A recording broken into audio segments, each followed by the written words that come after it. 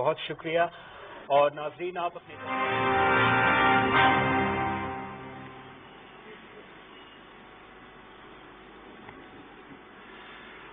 Highness Sheikh Mohammed, let me first congratulate you on this World Summit.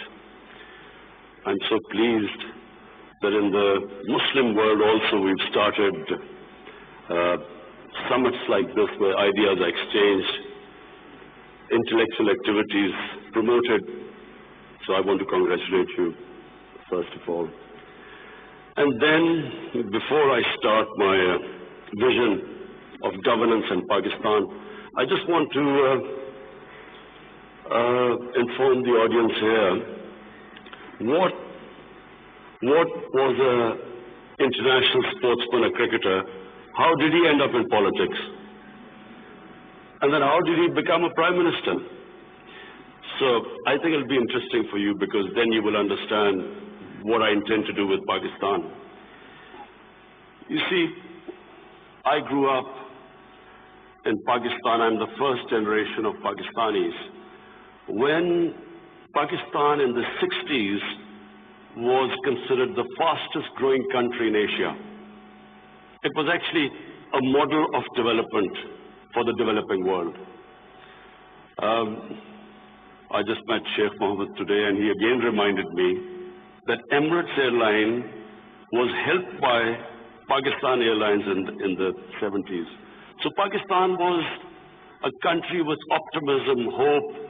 We grew rapidly. We had excellent governance system. Our bureaucracy was one of the best in Asia. And that's the Pakistan I grew up in. So then I played international cricket. When I started my international cricket, Pakistan was one of the weakest teams in world cricket. And we were emerging from colonialism. So we took great pride as our team became stronger and it competed. And by the time I left cricket, Pakistan was world champions. So I took pride, like my countrymen, as we competed internationally and we grew in confidence. But unfortunately, our country could not keep up that pace. Countries have, life of a country is in cycles. It's never in a straight line. You go up, you go down, course correction, countries come up, some countries don't go up. So in Pakistan's case, we were going up, and then various things happened when we started our down cycle. So when I left cricket, I started building the first cancer hospital in Pakistan. Reason was because my mother died of cancer. And it's then I realized there was no cancer hospital in the whole country. And then it occurred to me that people like me who were well off, I could afford to take my mother for treatment abroad. Well, what happened to the common man? Cancer is one of the most expensive treatments. So I started this movement really. I went into the public to collect money to build this hospital. And so I'm just explaining to you how I got into politics. So one was cricket, watching our country go up as a cricketing nation, the pride that we could compete internationally and become world champions. Second was this cancer hospital. When I went to the public to collect money, I realized that our people are very generous and strong. Poorest of the poor people supported me. And I did what no one ever thought would happen is that from public, I eventually collected money and built the hospital. And not just that I built it. It's a cancer hospital where 80% of patients get free treatment. Cancer treatment is one of the most expensive treatments. So then first I built it, and then to run the hospital, I again went to the people. And so it is the only private cancer hospital in the world which treats 80% people free, because it's the people who donate to the hospital. They built it, they run it.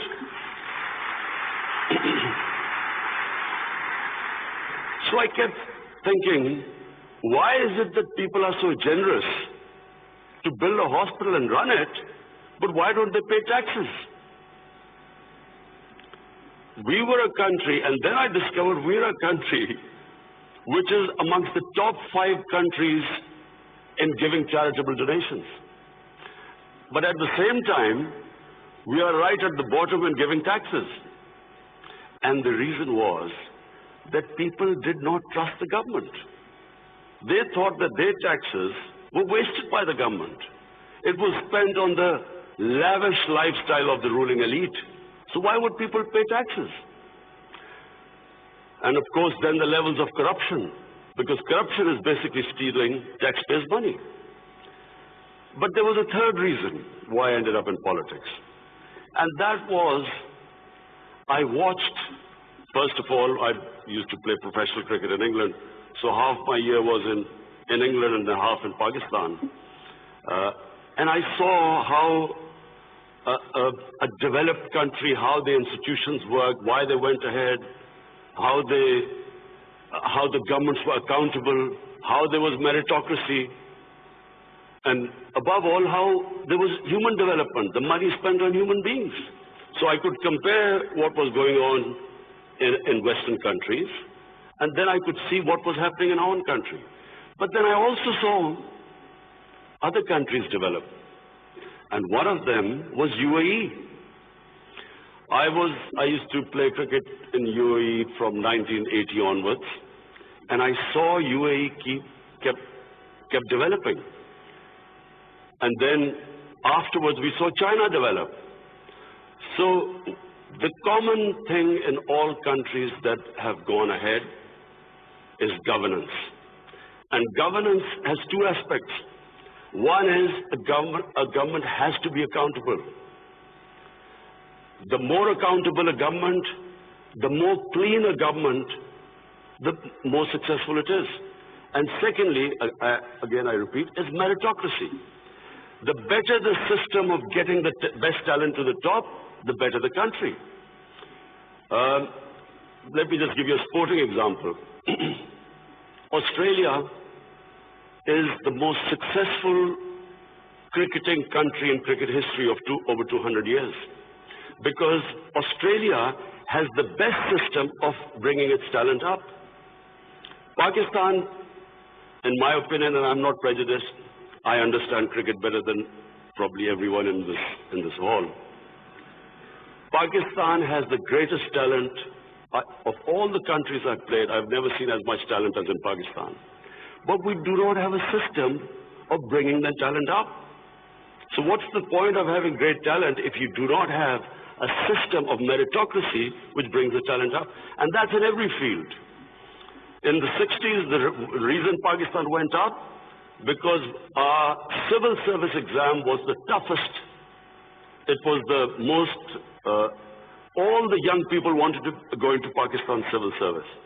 It was the toughest exam. We had the best talent that came up. And in 60s, the reason we progressed, one of the main reasons, was a civil service of very high quality.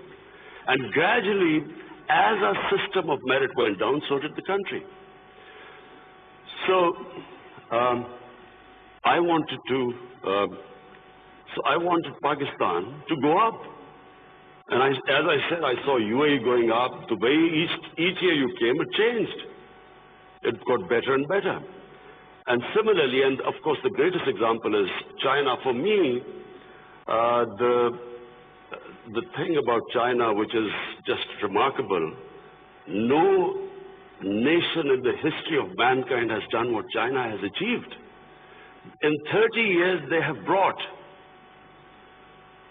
700 million people out of poverty. It is just a phenomena which has never happened in human history. And of course, my motivation, again, of the Pakistan I wanted to see was based, and I'm a student of history, Islamic history especially, was on the Prophet, or Prophet, peace be upon him, the state of Medina, which he created. Now, why do I say the state of Medina? Because the state of Medina laid the foundation of one of the greatest civilizations in the history of mankind. The principles that found the foundation of the state of Medina is what, for the next 700 years, was the greatest civilization on earth. And what were those principles?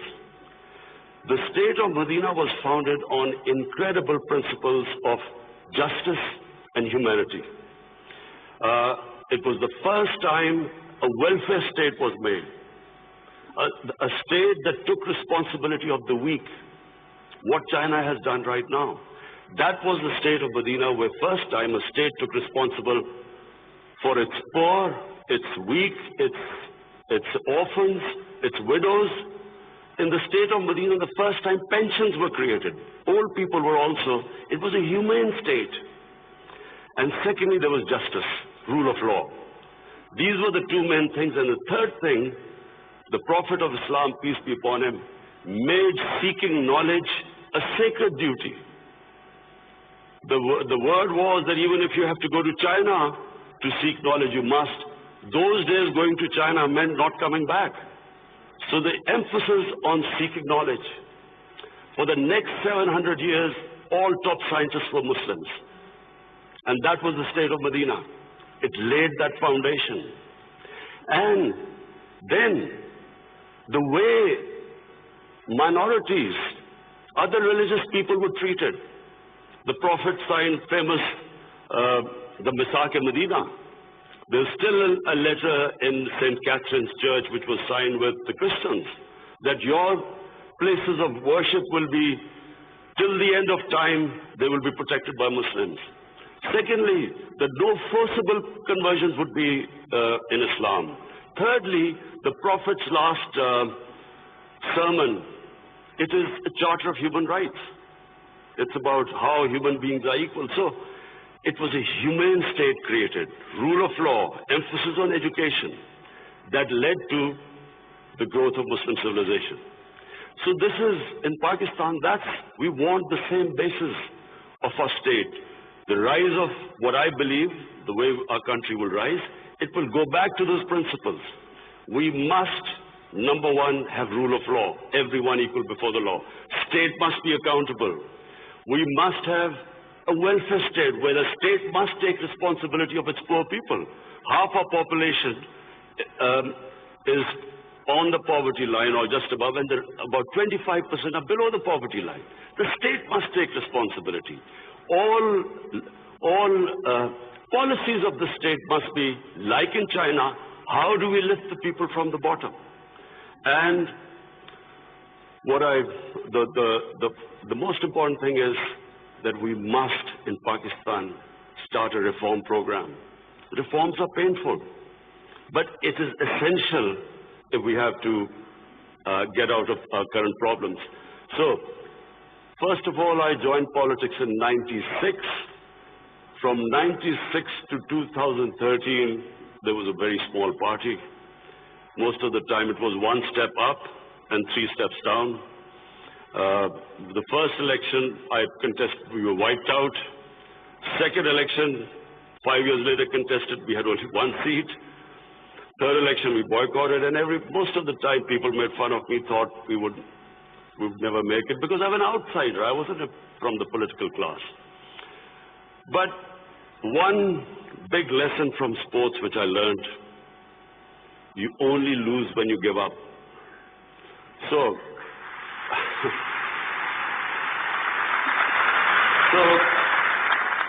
kept learning from my mistakes, kept getting up, falling, getting stronger. Eventually we formed government in one of the 4 provinces in 2013, and it was the KP province which was devastated by war on terror. It was on the border of Afghanistan, the tribal areas, the whole fighting took place in that region. The police was devastated by attacks.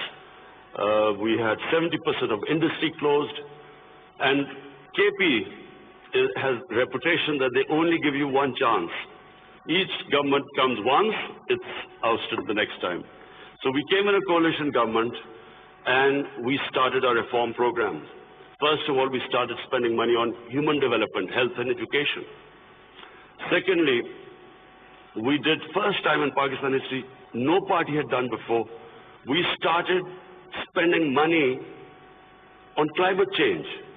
Pakistan is about 8th in the countries that are most vulnerable to climate change. So we took this ambitious mission of planting 1 billion trees in 5 years.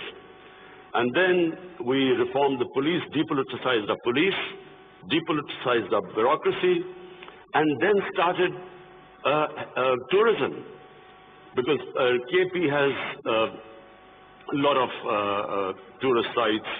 Was the center of Buddhist civilization, so religious tourism, but we have the best mountain scenery there. So anyway, by the end of 5 years, we had half poverty in those 5 years. The poverty had gone half. And a province which never gave you a second chance, we came back with 2/3 majority in 2018. Not only did we win there, then we formed government in the last election. We got 17 million votes, which is the highest ever won by a party.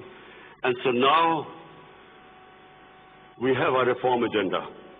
And as I repeat, reforms are painful. You know, when you take reforms, when you make reforms, people suffer. They go through a difficult time. It's like a surgery. When you conduct surgery, for a while, the patient suffers, but then he improves. The worst thing that can happen to a society is that you keep postponing reforms because of the fear that you will have opposition, the vested interests will stand up, and you don't do reforms. So we've started on an ambitious reform program. That's number one. We are trying to change improve all our economic policies. We have trying to cut down our fiscal deficit. We are trying to improve exports, cut down our imports. We have unfortunately had to raise bills because we came up with, when we got into power, we had massive fiscal deficit and current account deficit. So we are doing that. But in my opinion, Pakistan now has a chance. Already we are seeing optimism. Investors are coming into our country. We feel that this is the time that Pakistan will take off. The most important thing, and while talking to Sheikh Mohammed last time, he told me something very interesting. He said that you must allow businesses to make money. Investors must make profits. And the reason is simple. If people don't come into business for charity, they come into business to make money. So if they can make money, more people come and invest. So this is what we've done. We have started working on ease of doing business, making it easier for people to do business, easier for the investors. We are changing our tax laws, which were very cumbersome. So we are conducting a series of reforms. And already we're seeing the signs of the country improving. But most important, Pakistan has the best tourist potential. At the moment, we have hardly any tourism compared to other countries. But Malaysia, with just beach tourism and resorts, Malaysia has $22 billion it makes from tourism. Turkey, with beach and historical sites, beach tourism, Turkey has $42 billion from tourism. Now, Pakistan has probably one of the best mountain scenery anywhere in the world. Half the world's highest peaks are in Pakistan. Pakistan has 1,000 kilometers of coastline. Pakistan has the oldest historical monuments, probably as old as anywhere in the world. We have Indus Valley civilization, which is 5,000 years old. We have Peshawar, the oldest living city in the world, 2,500 years. Lahore and Multan, ancient cities. But what we have, probably more than any other, hardly any other country has, is religious tourism. We have, for Muslims, we have the Makkah and Medina of the Sikhs. The Sikh religion has the two holiest sites in Pakistan, and we have just opening those sites for 6, and we have opened up a visa regime. First time in Pakistan, we have 70 countries which can come in and get visa at the airport. We also have, I mentioned Buddhist civilization, the Gandhara civilization, which was the cradle of Buddhist civilization, is in KP, north of Islamabad. Some of the ancient sites, the biggest sleeping Buddha, 40 feet, is in Haripur. And then we have, for the Sufis in Islam, we have some of the greatest highest number of Sufi shrines all over Pakistan. So what we are doing is we are opening up the country. We are opening up for tourism, investors, and I would like to finish my talk by saying something else which Sheikh Mohammed said. Sheikh Mohammed said, apart from this great thing which has stuck in my mind, that a businessman must make money. You see, what happened in Pakistan was people were making money. Then came 70s and we had a socialist government. When the socialist government came in, everything went anti the big businesses. There was nationalized. And the mindset of our bureaucracy and our politicians was that somehow making money was a sin. So now we are reversing the whole thing. We are now asking businesses that, look, we will help you in making money, because the more money they make, the more investment will come. But the only thing is, the money, as we create wealth, that wealth will be used to lift people out of poverty. So we want an equitable growth. We don't want the rich to get richer and the poor to get poorer. I'm really against this neoliberal economics where you have 62 people owning as much wealth as 3 billion people on this earth. I think that the distribution of growth should be equitable. But the last thing I want to say about what Sheikh Mohammed, I still remember. It's very important that to take risks in life. Sheikh Mohammed said that when 9/11 took place, he immediately called up Sheikh Ahmed in Emirates Airline and said, buy aircrafts and engines of aircraft, because everything went down. Prices of planes went down. People were not flying as much. This is the key. In my opinion, this is the difference between very successful people and people who don't take risks. I have played 20 years of international cricket. I saw a lot of players with a lot of talent, but they never made it big because they were scared of losing.